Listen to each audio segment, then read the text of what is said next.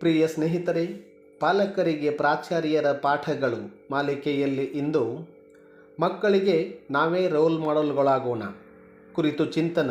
ಪ್ರಸ್ತುತಿ ಪ್ರಾಚಾರ್ಯರಾದ ಶ್ರೀ ಮಂಜುನಾಥ್ ಮರಿತಮ್ಮನವರ್.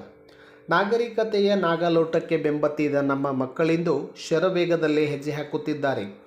ಸ್ವಾಮಿ ವಿವೇಕಾನಂದರು, ನೇತಾಜಿ ಸುಭಾಷ್ ಚಂದ್ರ ಬೋಸರು, ಮಹಾತ್ಮ ಗಾಂಧೀಜಿಯವರು, ಸರ್ ಎಂ ವಿಶ್ವೇಶ್ವರಯ್ಯನವರು ಅವರಿಗೆ ರೋಲ್ ಮಾಡೆಲ್ಗಳೆನಿಸುತ್ತಿಲ್ಲ.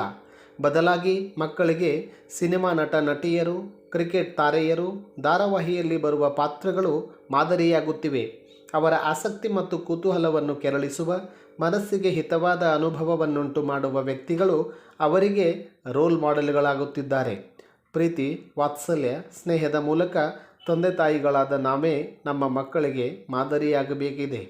ಶಿಕ್ಷಕರಾದವರು ತಮ್ಮ ಮಕ್ಕಳು ಮುಂದೆ ಶಿಕ್ಷಕರಾಗುವುದು ಬೇಡ, ಡಾಕ್ಟರ್ ಅಥವಾ ಎಂಜಿನಿಯರ್ಗಳಾಗಲಿ ಎಂದು ಬಯಸಿದರೆ, ಡಾಕ್ಟರ್ ಮತ್ತು ಎಂಜಿನಿಯರ್ಗಳು ತಮ್ಮ ಮಕ್ಕಳು IAS IPS ಅಧಿಕಾರಿಗಳಾಗಲಿ ಎಂದು ಬಯಸುತ್ತಿದ್ದಾರೆ.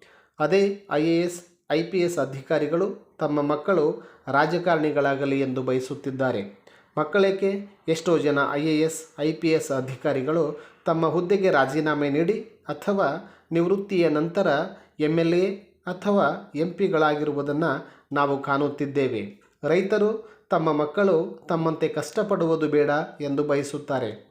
ಒಟ್ಟಿನಲ್ಲಿ ಯಾರಿಗೂ ತಮ್ಮ ಮಕ್ಕಳು ತಮ್ಮಂತಾಗುವುದು ಬೇಡ ಎಂಬ ಬಯಕೆ.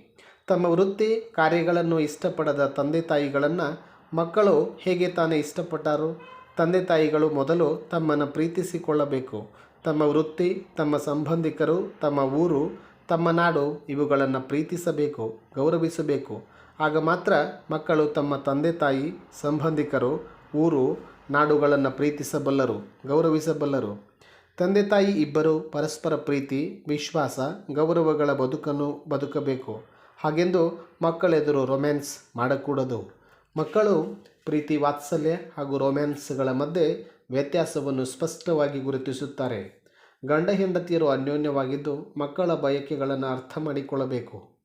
ತಂದೆ ತಾಯಿ ಒಂದಾಗಿದ್ದರೆ ಮಕ್ಕಳಿಗೆ ಭದ್ರತಾ ಭಾವನೆ ಮೂಡುತ್ತದೆ. ಅವರಿರುವರ ನಡುವಿನ ಸಂಬಂಧಗಳು ಕೋರ್ಟಿನ ಕಟ್ಟೆ ಏರಿದಾಗ ಮಕ್ಕಳ ಏಳಿಗೆ ಸಾಧ್ಯವೇ ಇಲ್ಲ.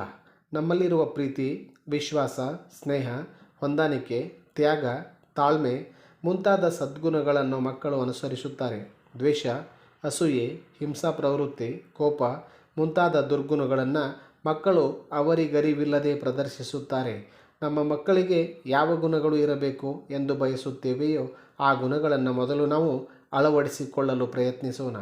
ಮಕ್ಕಳೆದುರು ಇತರರನ್ನು ನಿಂದಿಸುವುದು, ಟೀಕಿಸುವುದು ಬೇಡ. ಮಕ್ಕಳಿಗೆ ಇಷ್ಟವಾಗುವ ವ್ಯಕ್ತಿತ್ವಗಳನ್ನು ಟೀಕಿಸಲೇಬಾರದು. ಅದರಲ್ಲೂ ಮಕ್ಕಳ ಸ್ನೇಹಿತರು, ಶಿಕ್ಷಕರನ್ನು ಟೀಕಿಸುವುದು ತುಂಬ ಅಪಾಯಕಾರಿ. ಮಕ್ಕಳೆದುರು ಅಶ್ಲೀಲ, ಅಸಭ್ಯ ಪದಗಳ ಪ್ರಯೋಗ ಮಾಡುವುದನ್ನು ನಿಲ್ಲಿಸೋಣ.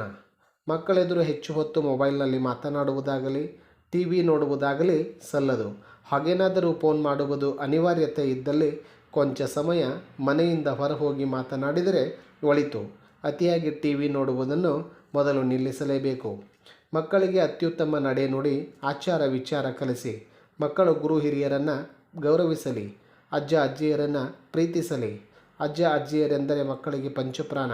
ಅವರು ಹೇಳುವ ಕಥೆಗಳಂತೂ ಮೃಷ್ಟಾನ್ನ ಭೋಜನಕ್ಕಿಂತ ಸಂತೋಷವನ್ನುಂಟು ಮಾಡುತ್ತವೆ. ಮಕ್ಕಳು ಇನ್ನೂ ಚಿಕ್ಕವರು, ಅವರಿಗೇನೂ ಗೊತ್ತಿಲ್ಲ, ಮುಂದೆ ದೊಡ್ಡವರಾದ ಮೇಲೆ ಸುಧಾರಿಸುತ್ತಾರೆಂಬ ಉದಾಸೀನತೆ ಬೇಡವೇ ಬೇಡ. ನಮ್ಮ ಮಕ್ಕಳು ಹೇಗಿರಬೇಕೆಂದು ನಾವು ನಿರೀಕ್ಷಿಸುತ್ತೇವೆಯೋ ಮೊದಲು ನಾವು ಹಾಗಿರೋಣ. ಮನೆಯಲ್ಲಿ ಶಿಸ್ತನ್ನು ಕಾಪಾಡಿಕೊಳ್ಳೋಣ. ಸಾಮಾನುಗಳನ್ನು ಎಲ್ಲೆಂದರಲ್ಲಿ ಬಿಸಾಡುವುದು ಬೇಡ.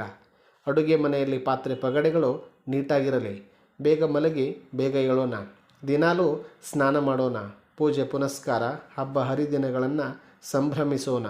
ಮಕ್ಕಳು ಅವನ್ನೆಲ್ಲ ಸದ್ದಿಲ್ಲದೆ ಅನುಕರಿಸುತ್ತಾರೆ.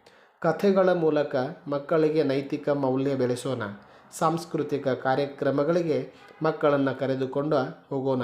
ಅವರಿಗೆ ಯಾವ ಕ್ಷೇತ್ರದಲ್ಲಿ ಆಸಕ್ತಿ ಇದೆಯೋ ಆ ಕ್ಷೇತ್ರದಲ್ಲಿಯೇ ಮುಂದುವರೆಸುವ ಅವಕಾಶಗಳನ್ನು ಒದಗಿಸಿಕೊಡೋಣ. ಪಾಲಕರಾದ ನಾವು ಆದರ್ಶಗಳನ್ನು ಉಪದೇಶಿಸುವುದಕ್ಕಿಂತ ಅನುಸರಿಸಲು ಪ್ರಯತ್ನಿಸೋಣ. ನಮ್ಮ ಪ್ರತಿಬಿಂಬಗಳಾದ ನಮ್ಮ ಮಕ್ಕಳು ನಮ್ಮಂತೆಯೇ ಬೆಳೆಯಲಿ. ಧನ್ಯವಾದಗಳು.